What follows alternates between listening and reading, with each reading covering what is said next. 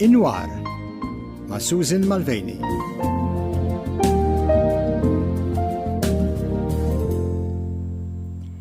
Nixtieq il-lejla tajba l-semija kollha ta' Radio Malta, jiena Susan Mulvaney mill-ġdid quddiem il-mikrofonu fil-programm Inwar. Illum se niddedikaw parti sewwa mill-programm tagħna flimkien ma' l-Akkademja tal-Malti. Il-mistiedna illi għandna fil-programm tagħna illum hija Jana Bsajla.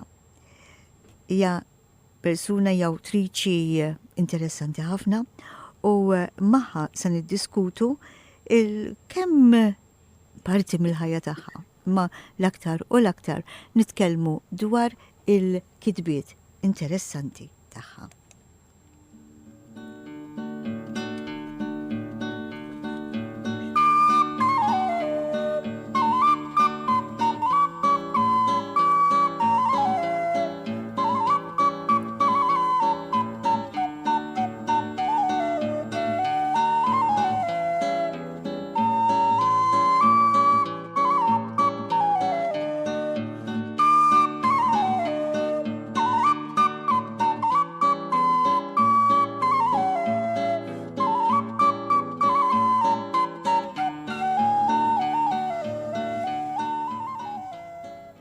Waqt il-programm tagħna il-lejla jiena student lil Jana Bsajla. Min imma Jana Bsajla? Jana ma twilditx Malta, imma twildet fis-Siberja fl-1979, twildet familja akademika. Hija iggradwat mill-Università Statali ta' Tomsk fir-Russja bħala lingwista, lettriċi b'maġisteru fit-teorija u il-metodoloġija tat-talim tal-lingwi u il-kulturi barranin, bi speċjalizzazzjoni fit-talim tal-Ingliż f'livell universitarju. Jana ġiet tgħix Malta u ilha tgħix Malta għal dawn l-aħħar 11-il sena. Il-Malti sar għaliha t-tieni il-sin nattiv tagħha. 3 snin ilu fil-fatt għaddiet mill-eżami tal-Malti fil-livell avvanzat u minn tfulita tikteb il-poeżiji u għandha xogħlijiet pubblikati f'diversi rivisti, kif ukoll fl-antoloġija Kliem Infinit. F'dawn l-aħħar snin kitbet sew bl-Ingliż u anke bil-Malti u inħatret membru fl-Aqda Poeti Maltin, fejn hija frekwentatriċi attiva billi taqra vrusa bil-Malti waqt il-lejliet ta' poeżija illi jiġu imtella spiss mill-istess għaqda. Nofditjuħu nitkellmu wkoll dwar il-pubblikazzjonijiet tagħha. Jana, insellimlek nixtieqlek il-lejla tajba. Insellem lilek u lil-simija kollha. Jana, ħafna drabi ngħidu li il-Malti huwa diffiċli biex barranin jitalmuh. Issa, jekk nitkellmu dwar għall-argument popli, nies illi l-sin tagħhom huwa romantiku bħalma Italjan ngħidu aħna, diġà huwa xi ftit diffiċli veru. Imma aħna qegħdin nitkellmu miegħek, inti twilit is-Siberja, allura l-sin nattiv tiegħek huwa r-Russu, li huwa għal kollox differenti mill-Malti. Hemm qabża kbira jiġifieri. Ħanibdew ftit minn hawnhekk. Iva. Fil-fatt jiena interessajt mal-ewwel ruħi fl-ilsien Malti, għax huwa għal kollox kien eżotiku għalija. Kien jogħġobni kif jinstama u vera kelli kurjożità xi jfisser dal-kliem u kif ġifieri tiġi mibnija sentenza. U peress li jiena lingwista ġifieri jiena kont naf li biex wieħed jitgħallem sew il-lingwa u malajr mhux biżżejjed li jibda jitkellem ma' nies u jaħseb li jirnexxielu imma ħajjieħu snin twal. Jiena mal-ewwel xtrajt il-ktieb tajjeb ħafna, textbook ta' Joseph Vella, Learn Maltese Why Not.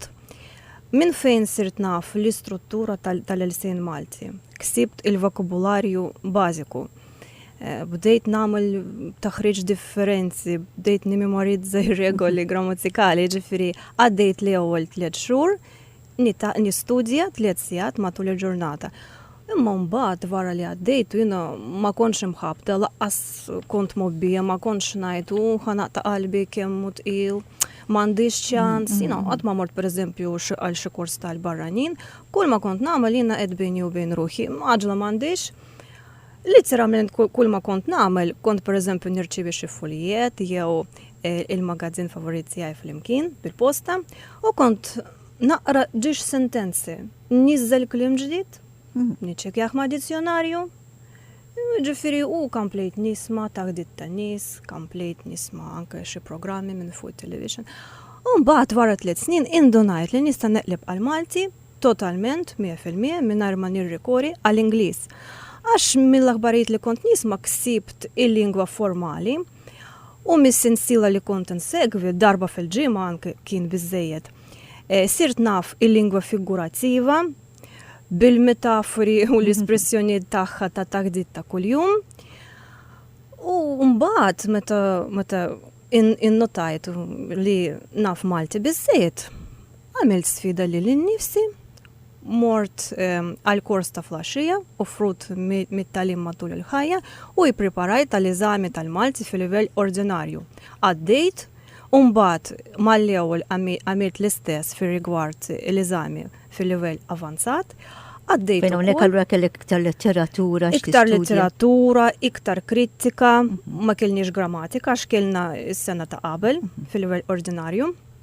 Nista' ngħid li vera l-eżami rajtu naqra tqil għaliex kien hemm firex fuq 3 ijiem, kull jum għandek 3 sigħat, ħafna kampanimenti, kritika, u kull kampaniment 400 kelma u għandek sija biss u jiena bdejt neħil fl-affarijiet tista' tajt faċli bdejt ngħid kif jgħidu Maltin dil-frażi jgħidu hekk jew le. Ġifieri insomma ġibt grazzi mal-ewwel kuntenta ħafna. Brava.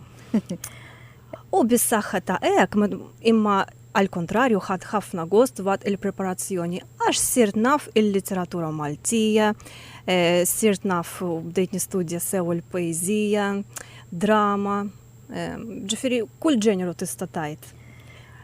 U bis-saħħa hekk bdejt nikteb anke l-poeżiji bil-Malti. Sa nitkellmu dwar dan ukoll. Min barra illi iż-żewġ il-sna huma għal kollox differenti minn xulxin. Qed nitkellmu għal Russu, qed nitkellmu għal Malti. Sewa.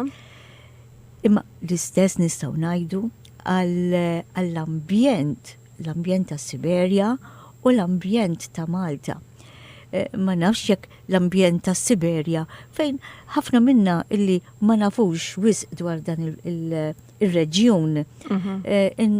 Naħsbu hekk f'moħħna ikonna illi huwa post devastanti fejn hemm ħafna kesħa, fejn ma jikber xejn, fejn kważi ma jgħix ħadd.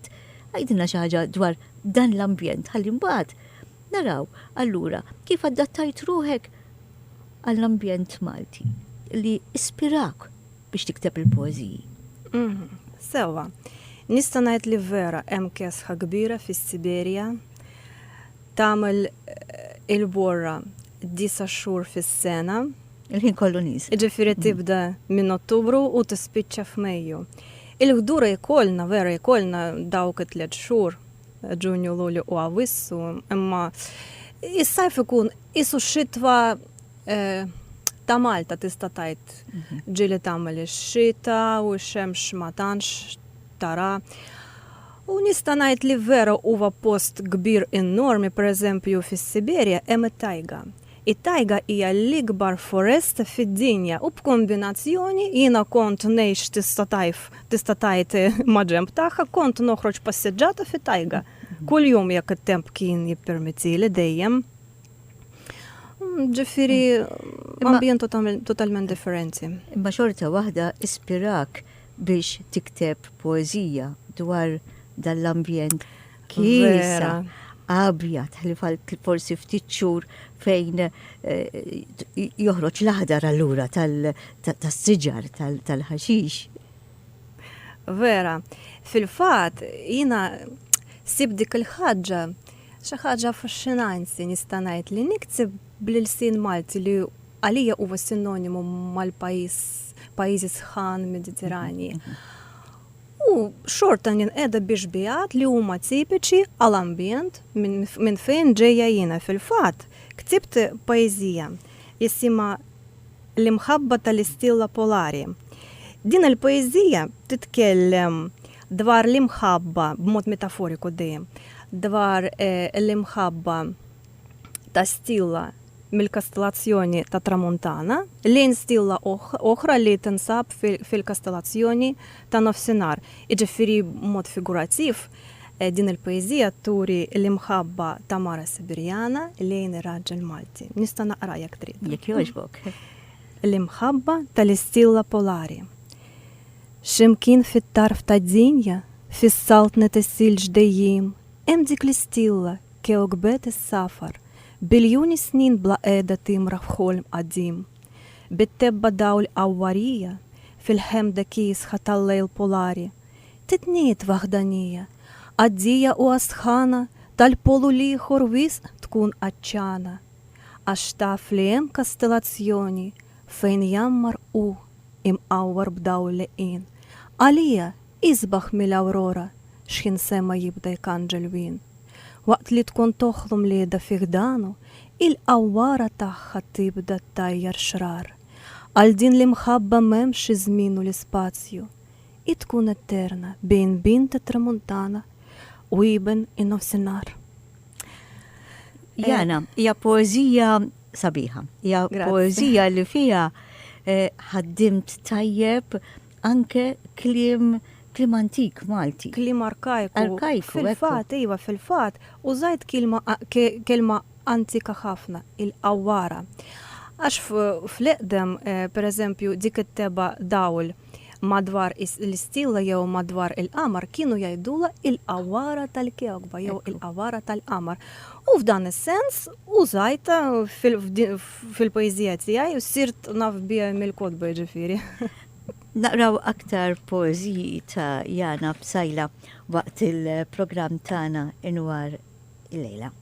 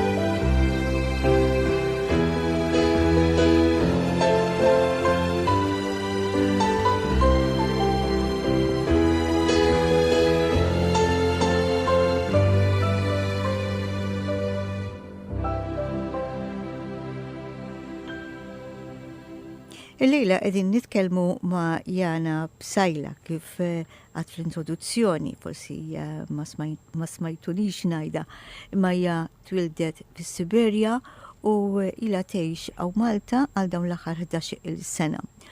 Tħobb ħafna il-Malti tant illi bdiet titalmu, bdiet tistudjah, tant li għamlet l-eżamijiet fil-livell ordinarju u mbagħad għaddiet biex tagħmel anke il-livell avvanzat.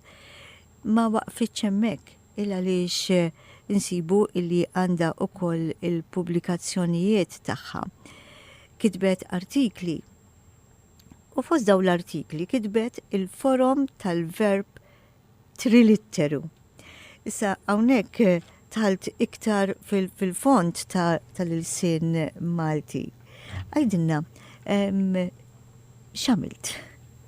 Għax fil-fatt waqt li kontet nipprepara għall-eżami tal-Malti fil-livell ordinarju konnet nistudjaw dawk l-10 forum ta' verb L-imberkina 10 forum. Għax ir-raba forma spiċċat tal-kollox daqshekk issa. Saret l-ewwel forma fil-fatt. U jina ħriġt, ġifir kelli noti mifruxin fuq 10 paġni, mbagħad f'moħħi tfaċċat l-iskema grafika kif nista' niġborhom fuq faċċata waħda u nara minn fejn ġejjin jekk hux mill-xulxin jew mill xi forma ta' kelma oħra mhux ġifieri bil-fors mill-verb anke minn nom, aġġettiv u eċetera. Ġifri ġbartom fuq faċċata waħda, memorizzajtom faċilment, u mbagħad ippubblikajt dik l-iskema bl-ispjegazzjonijiet fir-rivista Satar is-sena li għaddiet. Interessanti. U taħseb illi hija ta' għajnuna l-istudenti tal-Malti? Nemmen. La jiena sibta ta' għajnuna, nispera li sabuha utli wkoll l-oħrajn. Inti ktibt ukoll Seħer il-Malti u din il-pubblikazzjoni interessanti. Il-Kavallieri ta' Malta fir-Russja. Dan l-artiklu ġifieri jiena għamilt riċerka u sibt ir-rabta fis-sekli li għaddew bejn Malta u Russja. U rbat dik l-informazzjoni li sibt mal-ħarġa tal-frażari tiegħi għax dak iż-żmien sentejn ilu ippubblikajt l-ewwel ta' xorta tagħhom il-frażarju Russu-Malti u l-frażarju Malti-Russu. Ġifieri xi ħaġa ġdida kienet għall-pubblika. Interessanti. Fil-fatt inti semmejt li kien hemm rabta bejn il-Kavallieri ta' Malta u Russja. Fil-fatt Katerina il-Kbira ukoll kellha rabtiet ma' Malta. Iva, sew niftakar xi ħaġa hekk iva. Interessanti. U inti ħriġ dan l-aspett fil-kitba tiegħek. U xi aspetti oħra ma tantx niftakar għax ktibtu xi sentejn ilu. Imma ktibt ħafna poeżiji bil-Malti. Kif wasalt biex tikteb dawn il-poeżiji bil-Malti? Fil-fatt il-poeżiji bdejt niktibhom minn tfuliti. L-ewwel kitba ħriġt bija meta kelli xi 6 snin. Bir-Russu imma. Bir-Russu iva, u ktibta dwar ambjent tal-iskola primarja li kont nattendi. Mbagħad meta ġejt hawnhekk komplejt niktib bl-Ingliż. Alla volja dejjem xtaqt nisprimi ruħi bil-Malti u ħsibt li mhu ħajr nexxieli għax ikun mod titkellem. Alright, ġifieri tallimt nitkellem bil-Malti, u mod ieħor tiktib il-poeżija x'jiena peress li dejjem niktib bir-rima. Irrid ikolli il-vokabularju mentali għani ħafna minn fejn kun nista' nażel mhux kelma ta' xi ċerta tifsira imma ta' xi sura partikolari wkoll ħalli tkun tiġi rimata. U mbagħad skaprejt meta ħriġt bl-ewwel kitba tiegħi nista' ngħid l-istorja tagħha. Meta kont nistudja, ġifieri fil-fatt il-poeżija ta' Duncan Bsajla ispiratni għall-ewwel kitba, meta kont qed nistudja Żjara lil Ġesu, niftakar kien hemm vers xi ħaġa id-dija ħamra tax-xemx minn ġew daqsxejn ta' tieqa kienet tissawwab. U dik il-kelma tissawwab qatt ma rajta qabel bdejt ngħid kemm sabiħa ħani ċekkejta ma' dizzjonarju u skapriet li fil-fatt tfisser titferra. U bdejt ngħid ja ħasra għaliex m'għadix tintuża kemm sabiħa. U dik kelma biss laqtitni u ħriġt bil-kitba sħiħa li m'għandha xejn x'taqsam ma' sens tal-poeżija żjara lil Ġesu, imma l-ewwel vers ukoll jitkellem dwar id-dija ħamranija ta' xemx, nista' naqra. Ekku, fil-fatt, ispiratek din Iva, il-kelma. tiskanta, Issa naqrawa din il-poezija, xija poezija ħelwa ħafna. Fil-fatt, dal poeziji jinstabu fi ktejjeb. Ħana jglu gustus jiena, għaliex mhux ktib kbir, illi jismu l-imħabba tal-istilla polari. Fil-fatt hemm miktub souvenir poetiku Malti. Huwa miktub minn Jana Bsajla. Il-fattu li meta tikteb poezija, korreġini inti jekk jiena żbaljata, ħafna emozzjonijiet involuti biex tikteb poeziji, mhux bħal meta tikteb novella. Emozzjonijiet illi inti trid isek tikkondensom xi ħaġa iżgħar, mhux bħal meta tikteb fit-tul biex toħroġ dak illi għandek ġewwa fik. Ġeneralment, dawn il-ħsus tal-poezija jiġu permezz kella meta inti qed taħseb bil-sin illi twilit fih. U inti qed ħriġ dawn il-poeziji b'dawn l-emozzjonijiet kollha imma bil-sin illi inti tallimt. Kien diffiċli. Ma kienx, kien aktarx naturali nista' ngħid, għax jiena fil-fatt illum il-ġurnata biex ngħid il-verità naħseb bil-Malti, biex ngħid xi ħaġa bir-Russu neqleb kelma Maltija f'moħħi.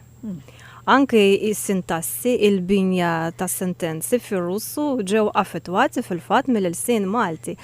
Għax tant tista' tgħid jiena nodos fil-lingwa nista' nuża din l-espressjoni.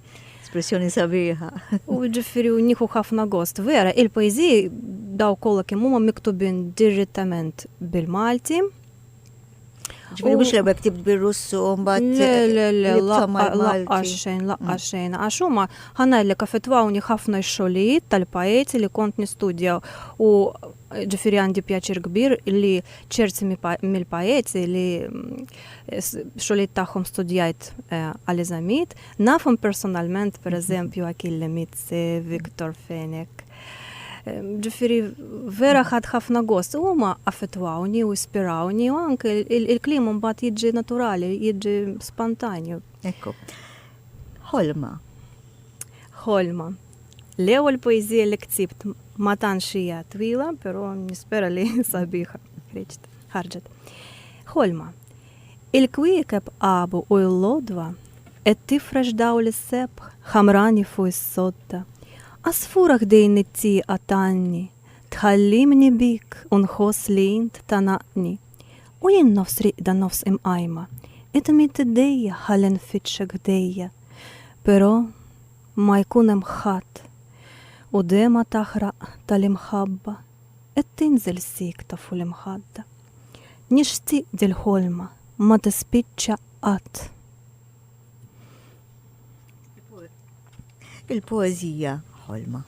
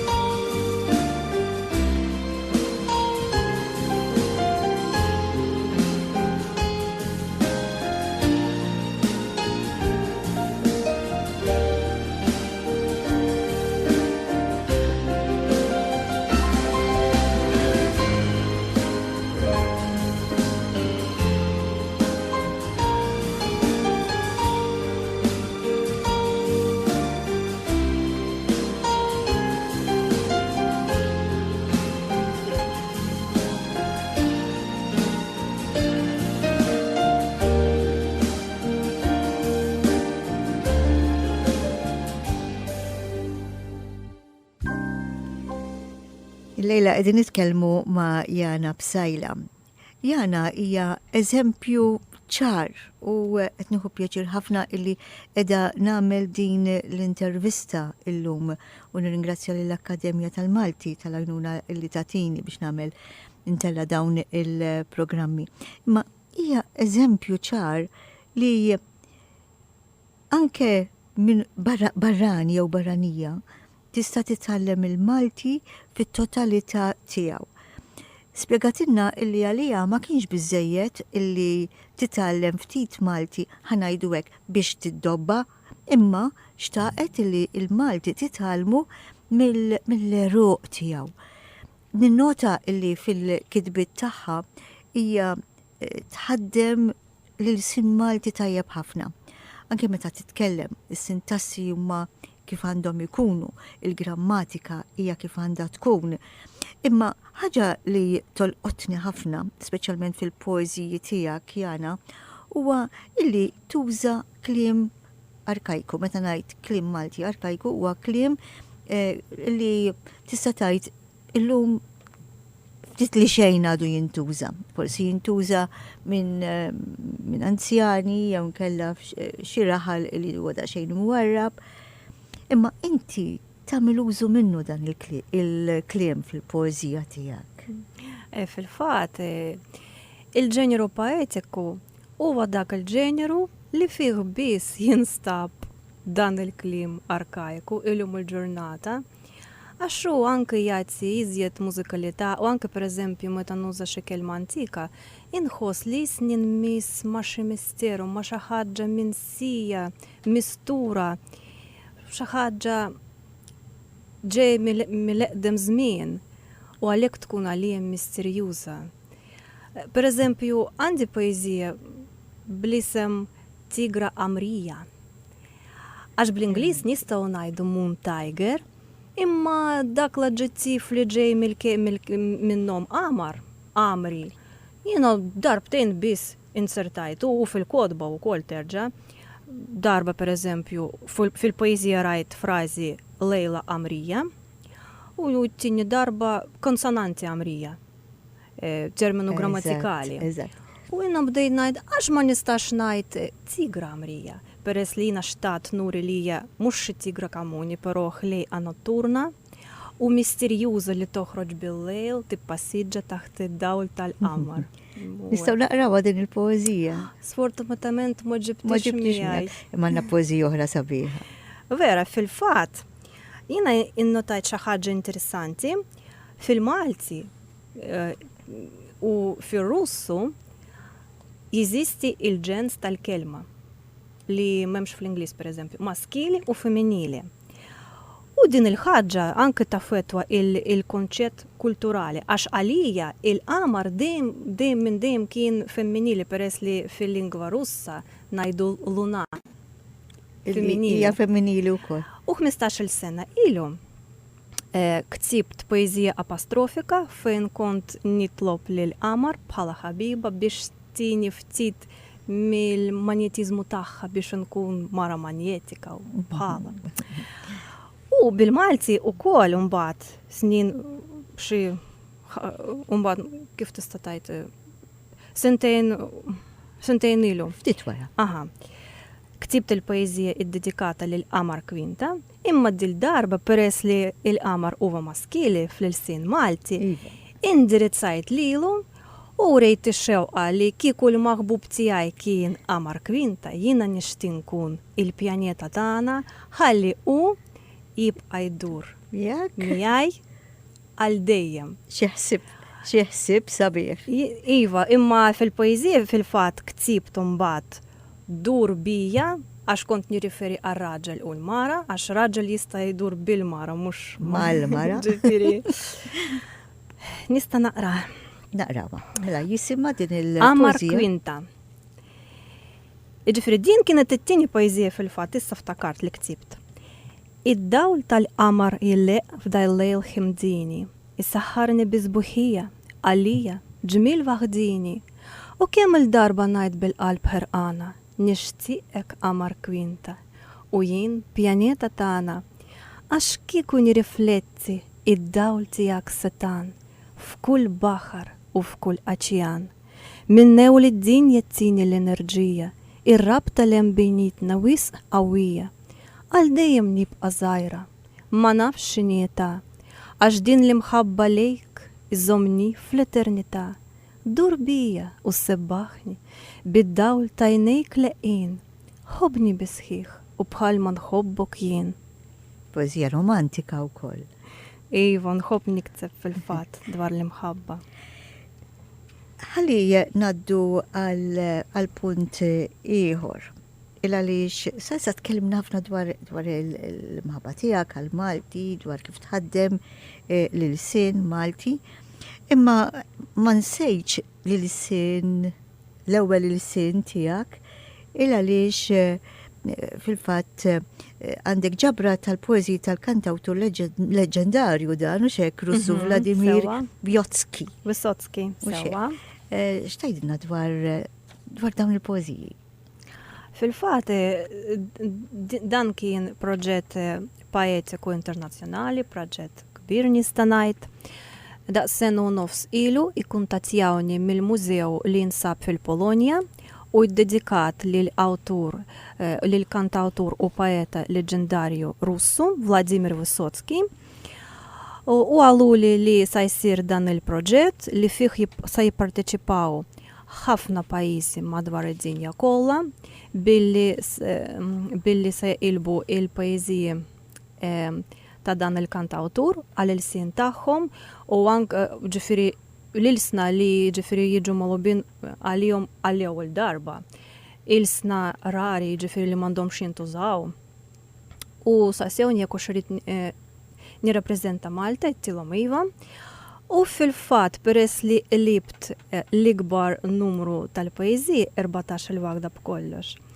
Il-mużew iddeċida li se joħroġhom fil-ġabra għalihom.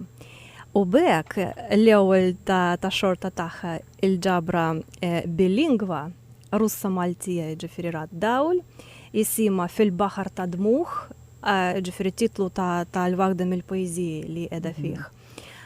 Hemm test oriġinali bir-Russ u ħdejh it-traduzzjoni bil-Malti tagħha. Ġifieri edizzjoni limitata u l-ktib kollu nbih waqt il-festival organizzat minn dan il-mużew. F'Jannar sfortunatament ma stajtx nattendi, però għaluli li kien ta' interess kbir għall-ammiraturi ta' dan il-kantawtur. Ekku, ġifieri kien suċċess ukoll. Nispera. U inti qlibt il-poeżiji tiegħu għal-Malti. Aha, ħadd ħafna gost ħanalik, però jiena ikolli dilemma qudiemi peress li il-poeżiji kollha Russi miktubin b'mod tradizzjonali, ġifieri bir-rima, biċċa xogħol biex teqleb u żomm il-metrika tal-poeżija, żomm ir-rima. Kien hemm uħud mill-kitbiet li rnexxieli naqlibhom bir-rima u nżomm is-sens, imma però l-oħrajn ma tantx irnexxieli jiena mhux se nissogra il-ħsieb tal-poeta oriġinali, għax biex żomm il-metrika trid żid jew tneħħi xi kelma l-hawn u lem, jew tirreplaceja xi versi ġifieri ma' xulxin. Jekk is-sens għadu jibqa' hemm, nista' nagħmel dan, imma jekk ma jirnexxelix le aħjar naqliba bil-vers ħieles. Tajjeb, interessanti din u hekk. Imma ftit tal-ħin ilu inti semmejt il-frażarju. Il-frażarju Russu Malti, ġifieri hemm frażijiet illi huma bir-Russu illi qlibthom għal-Malti u mbagħad għandek il-frażarju ieħor mill-Malti għar-Russu. Kif twieled dan il-proġett li issa huwa kollox differenti mill-poeżija hija ngħiduha? Sew huwa proġett lingwistiku. Nista' ngħid li ħriġt bih sentejn ilu meta ħassejtni profiċjenzi biżżejjed fil-Malti. Ikkoraġġini missieri għax til-ħtieġa ilha li kienet tinħass hawn f'Malta minn naħa ta' residenti Russi li huma vera jixtiequ jitalmu dil-lingwa u dejjem kienu jistaqsu lil xulxin jekk hux hawn xi materjal didattiku, xi textbook, xi dizzjonarju, frażarju Russu Malti, ma kien hawn xejn.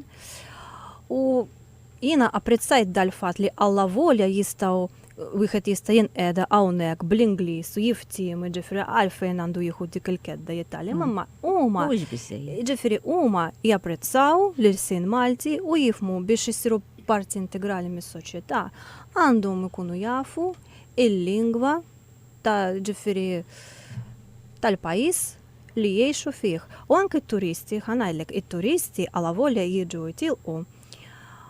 Huma jieħdu iżjed gost u joqorbu lejn il-kultura ta' dawn il-gżejjer aktar billi pereżempju f'xi ristoranti jew f'xi ħanut ta' souvenirs jużaw Il-klim bil-Malti. erba' kelmiet bil-Malti huma jiġu moqdin aħjar, jiġifieri għax il-pjaċir ikun reċiproku. Imma Ħajjieħdu gost bihom. bħala Maltija nirringrazzjak il-għaliex bekk Ħaġa żgħira. nkunu qegħdin iktar nwessaw ħanajdu hekk nuru wkoll lil barranin, speċjalment hawnhekk qegħdin nitkellmu dwar ir-Russi, ma li għandna lil sintana, għandna il-frażijiet tagħna, għandna il-poeżiji tagħna. U meta dawn in-nies li jiġu jżuruna imorru lura lejn ir-Russja għandhom nejn li jgħidu li hemmhekk fil-Baħar Mediterran hemm gżira ċkejkna, imma din il-gżira hija monija bil-sin sabiħ illi Vera. jista' jintuża, illi jista' jitħaddem, jista' tikteb il-poeżiji bih. Bla dubju ta' xejn, l-sin Malti għandu jibqa' jinfirex. Ekku, anke sa' Siberja allura u xek, il-bot ħafna minn hawnhekk. Fil-fatt meta ħarġu dawk il-frażarji, ġifieri s-sitti elettroniċi madwar Russja kollha kitbu li ħareġ dak il-frażarju, ġifieri ħafna nies saru jafu bih, saru jafu iżjed dwar Malta, bis-saħħa ta' dan l-aħbar, ta' din l-aħbar, u nista' ngħid interessaw ruhom ħafna fih f'dawn il-frażarju. Naqraw poeżija oħra minn tiegħek minn dan Mela le. il-ktejjeb illi jismu l-imħabba tal-istilla polari.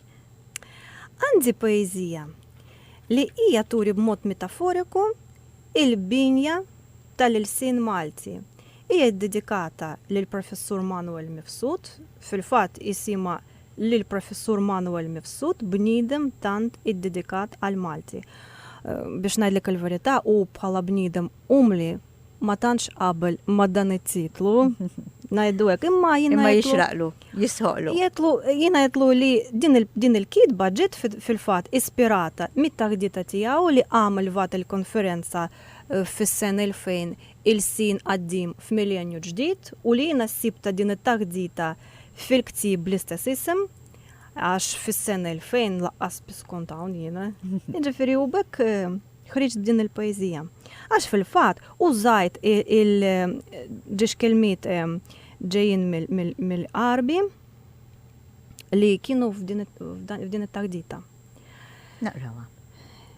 Il-sin Malti, inti ġbitni lejk, immens. F'kull kelma hemm misteru, hemm storja u hemm sens. Tassew s-saħħar biżbuħija, bin messer sqalli u qarbija. Bħal kull il-sin simitiku taf tkun preċiż u fl-istess ħin konċis.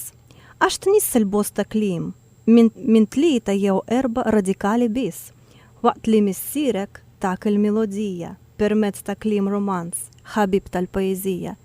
Għalhekk taf tkun profond, kull ħsieb nesprimi bik mod ċaru tont. Int fit-tfulitek kont dialett, fu fom il-poplu bħala lingwa kolokvjali, domt sekli tammar ek, fid-delta l-ilsna tal-ħakkima uffiċjali. U meta ġew il-kavalliri, int bdejt tinbidel b'mod kruċjali. Sirt issek ġuvni ribellus, malajr daħħalt xi klim Taljan, għax rajtu iktar prestiġjuż. U ġara li spiċċa biżmien, l-ekwivalent tiegħu klim qadim. Bdejt tixbaħ sew lill-ilsna Ewropej fis-sura.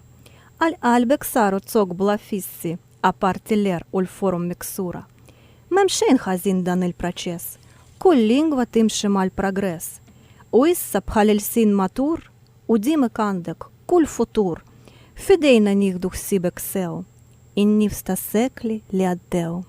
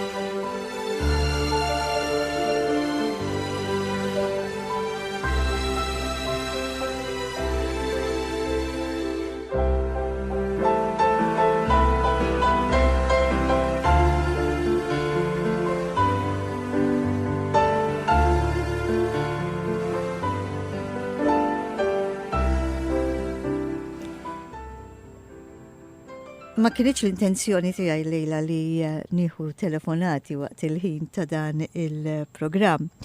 Imma għanna għatta semmija li qegħdin iċemplu. U tlabt il-permess ta' Jana u għalt li għalix li ejja nitkellmu wkoll ma' semmija. Hello. Hello, Hello. il-lejla tajba. Lilek ukoll. Il-lejla tajba. U l-sinjura jew sinjorina Sajla bikun kun jomma Sinjura Bsajla. Sajla. Nixtieq nifraħlek ħafna għax vera qed nieħu gost nisimgħek titkellem bil-Malti u dik il-poeżija vera hekk ma nafx għalqlitni.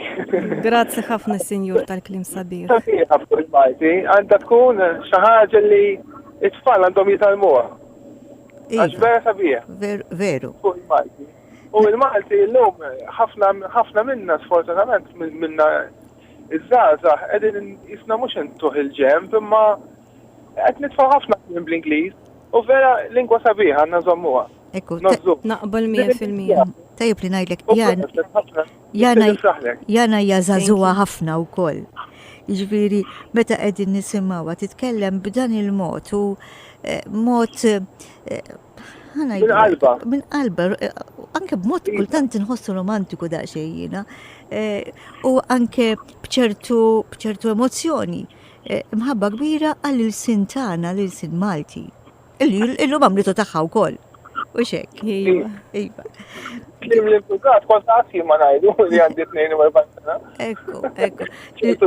ċertu klim. Ekku. Nirringrazzjak, għax ver, għetnu ħobot. Nirringrazzjak. Grazzi ħafna lilek. Grazzi. Tajba. Lilek ukoll. Lilek ukoll. Irdu gost li semmija tagħna japprezzaw ukoll u xek dak li qegħdin inwaslulhom.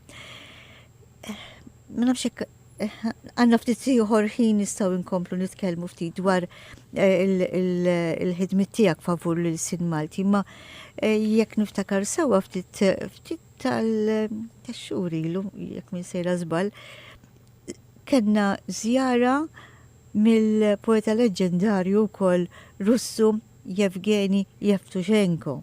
Sewwa. U naturalment jiena naħseb li inti attendejt għal dik is-serata memorabbli. Parteċipajt ukoll. Ukoll illi saret fil-Kappella Russa fil-Palazz ta' San Anton. Sewwa. Min għadu qatt ma żar din il-kappella, għaw Maltin li għadhom qatt ma żaruha, ngħidilkom meta jkollkom l-opportunità jew kella il-ħin żuruha. Sabiħa ħafna hija ġawra. U dal-aħħar ġiet restawrata, minilu ġiet restawrata. Imma hija waħda minn dawk il-kappelli li tidħol fiha u tieħu gost tammira anke l-ikoni li hemm ngħidu aħna. Imma meta kien hawn Yevtushenko saret serata nistgħu ngħidu memorabbli u xejn. Sewwa, dik is-serata saret f'Ġunju tas-sena li għaddiet. U għal-miġja tiegħu kienu jaqilbu ftit kitbiet minn tiegħu għal-Malti u jiena qlibt kitba waħda kont ferħana biha ħafna għax irnexxieli nżomm ir-rima għax oriġinalment kienet miktuba bir-rima mqabża meta kull tieni vers jaqbel fit-tarf. U irriċtajta jiena stessa ġifiri biex noħroġ dawk l-emozzjonijiet bl-aktar mod kif kont narhom jiena. Kif ħassejta anti? Kif ħassejthom jiena ġifiri. Nispera li rnexxieli. Rnexxielek, nista' ngħidlek li rnexxielek. Imma x'kienet reazzjoni ta' Yevtushenko? Ħagost, bla dubju ta' xejn, alla volja ma tantx fehma ma ħagost xorta. Ekku li x-xogħol tiegħu xogħol sabiħ ħafna. Ġi maqlub ukoll għall-ilsin Malti. U hemm kien numru ta' kitbiet oħra li ġew maqlubin għal-Malti wkoll mhix xi ħadd ieħor. Sewa, ħalli nħarsu daqsxejn lejn il-ġejjieni issa wkoll Jana. Xi proġetti letterarji għandek? Bħalissa qed naħdem fuq l-antoloġija poetika ma' poeta ieħor Malti. U jiena biħsib meta il-poeżiji kollha jkunu lesti naqlibhom għal-Russu. Jiġifieri din l-antoloġija ġejja bil-lingwa wkoll ħalli toħroġ fuq livell internazzjonali tkun aċċessibbli għal-qarrija Russi, ħalli kollhom dik l-opportunità jduqqu l-metafori tal-poezija Maltija. Ukoll. Huwa proġett kbir mill-lider dan. Najdu hekk il-kitbiet minn naħa tiegħi ġalesti. U jekk tridu nista' ngħid il-kitba l-aktar riċenzi.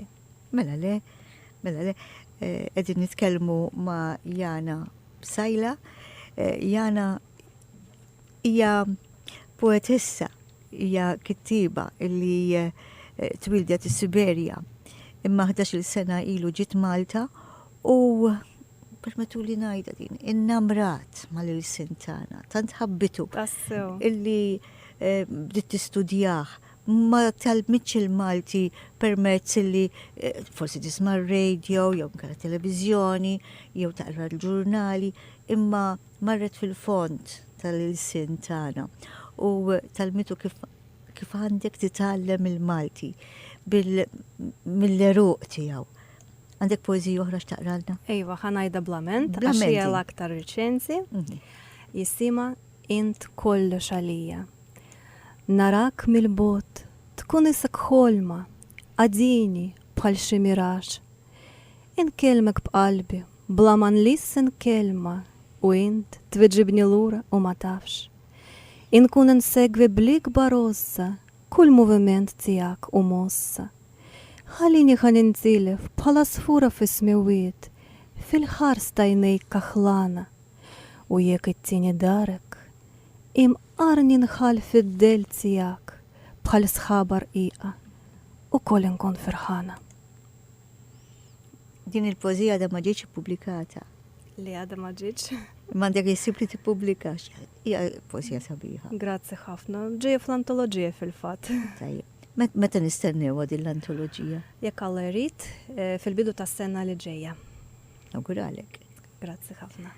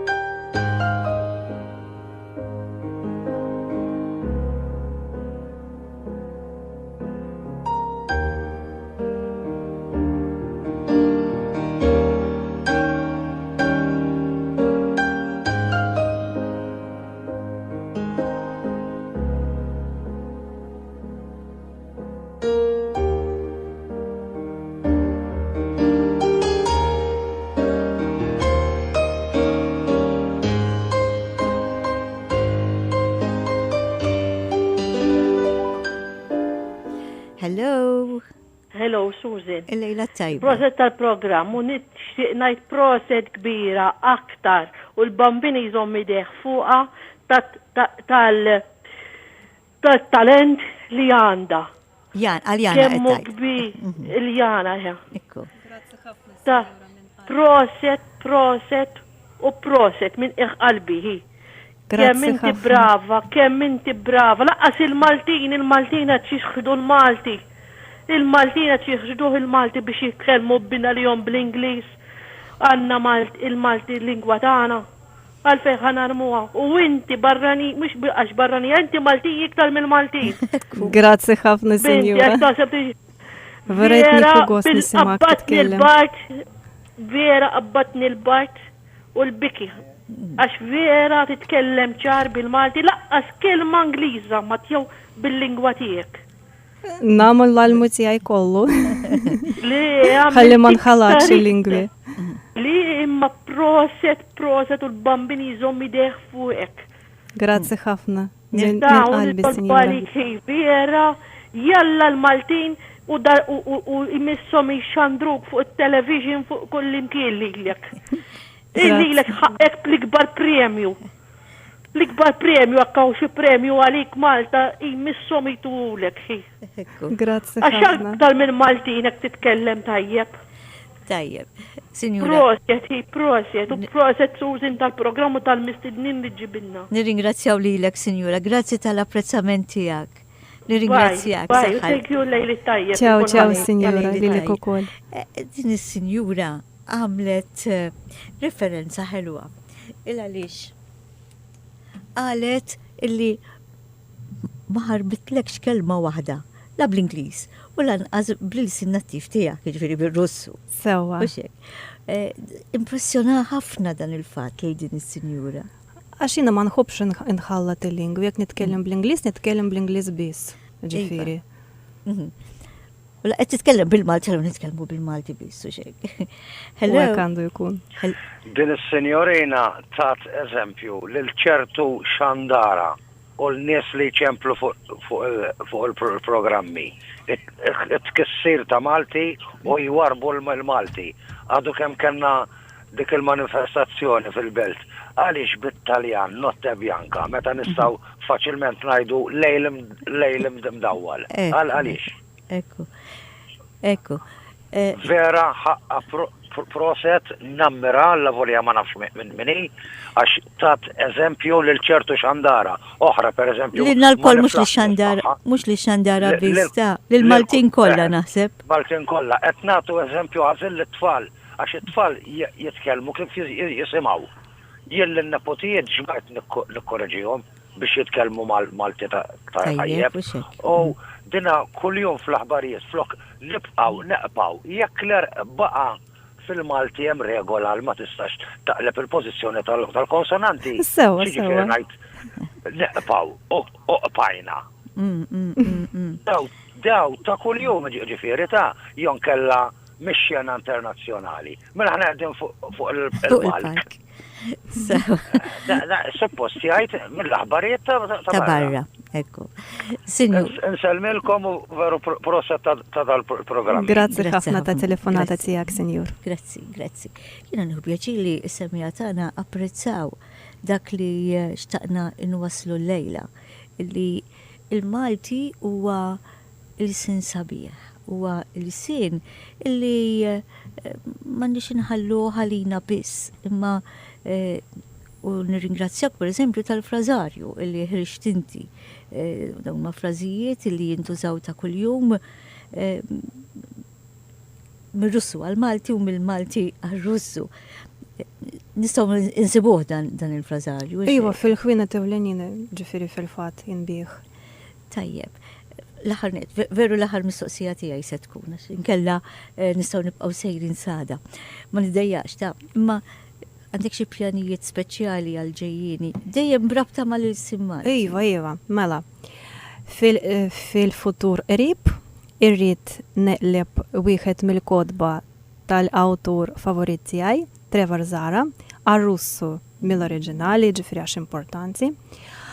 Għax nemmen u naf li dan ix-xogħol ikun ta' interess kbir għal qarrija Russi, għax kull storja tista' tgħid żommok fuq ix-xwiek sal-aħħar paġna u t-tmiem dejjem injiżlek id-dema u jġalek taħseb. Fil-waqt li għandek ħafna ħin li fih titħaq ma' Trevor Zara. Mela. Ma mbagħad fl-aħħar. U fl-aħħar mbagħad taħseb ħafna. U anke il-mod kif jiddiskrivi l-ambjent mod ħelu ħafna, dak l-ambjent tipiku tal-pajjiż Mediterran, il-ħajja ta' dawn il-gżejjer, tkun interessanti ħafna fil-fatt għal xi ħadd li ġej mill-pajjiż kiesaħ. Ekku. Tieħu ftit sħana tal-Mediterran ta' Malta tagħna. Ejwa. Ġewwa l-kesħa tar-Russja. Ngħid sewwa. Ejwa sewwa. Għandek xi poeżija oħra x'taqranna qabel ma nagħlqu l-programm? Poeżija oħra. Nista' ngħid poeżija qassira. Fil-fatt ktibta meta kien hawn sħana tremenda. Xi 4 snin ilu. Sewwa. Isima Varda fid-Desert. Għaliex tħallini blaċ għal ħajja sħiħa, għalhekk jien għadni nvarrat biex nkun għalik sabiħa, u kemm ħandumni xenna għal qatra ta' imħabtek, ma tafx li din għalija ta' ferħ issir nixxija, inħossni varda f'desert sħun li għada tifjorixxi, u meta nersaq lejk biex naqtalaċ ħerqana, int bħal miraġġ qariqi dejjem tisparixxi. Poezija oħra sabiħa di. Grazzi. Se niqfu hawnhekk. Jana, niżik ħajr tal-li aċċettajt l-istadina tagħna llum. Grazzi lilkom il-pjaċir tiegħi. Ħatħin iktar mill-li nieħu s-soltu f'dil parti tal-programm. Imma ħassejt illi it-tarif li tajtna huwa tarif interessanti. Mod speċjali kif se nirrepeti dak li diġà qed, imma huwa importanti li narfu u nħobbu l-Malti. La għandna barranin li qed jinteressaw irwieħhom f'dan l-sin tagħna, għandna nagħmlu ħilitna biex aħna inkomplu nġibuh il-qudiem. Bla dubju ta' xejn, għax il-sin sabiħ immens. U kif tajt jixraqlu kull ġieħ. Speċjalment li aħna meta ngħidu li l-sin rridu ninkludu wkoll b'mod speċjali l-letteratura u xek. Għandna il-Malti għandu letteratura li hija wiesa, hija sabiħa, hija mżewqa u xek. Iva, jekk. Ġifieri kelli pjaċir, kelli opportunità li naqra letteratura Maltija fl-oriġinal. Grazzi Jana. Grazzi lilkom. Nawguralek ħafna u ħafna suċċess għal ġejjini. Grazzi ħafna.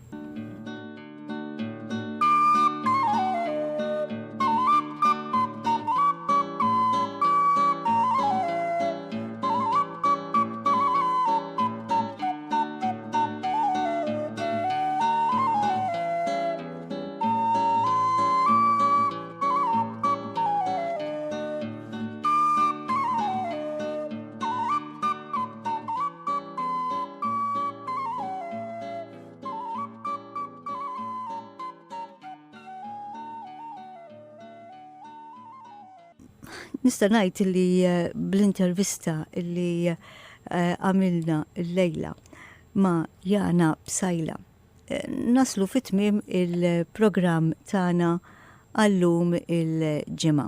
Ringrazzja lilkom is-semmija b'mod partikolari l-lejla li urejtu l-apprezzament tagħkom anke permezz tat-telefonati tagħkom, permezz tal-emails tagħkom għat-tarif illi wassalnilkom. Verament pjaċir tagħna illi namlu dan. Nixtieqilkom tmiem il-ġimgħa tajjeb u ta' mistrieħ. Jiena nerġa' inkun magħkom nhar it-tlieta fl-istess ħin, jiġifieri bejn 7:15 fil-għaxija u 8 forsi 8:10. Sa dak il-ħin, grazzi mill-ġdid tal-attenzjoni tagħkom. Nirringrazzja lill-Akkademja tal-Malti tal-għajnuna illi tatini biex flimkien infasslu dan il-programm u nkunu nistgħu inwasslulkom dan it-tarif. Min qalbi, grazzi, nixtieqilkom il-lejl it-tajjeb, inselmilkom u min qalbi nixtieqilkom ħafna u ħafna saħħa.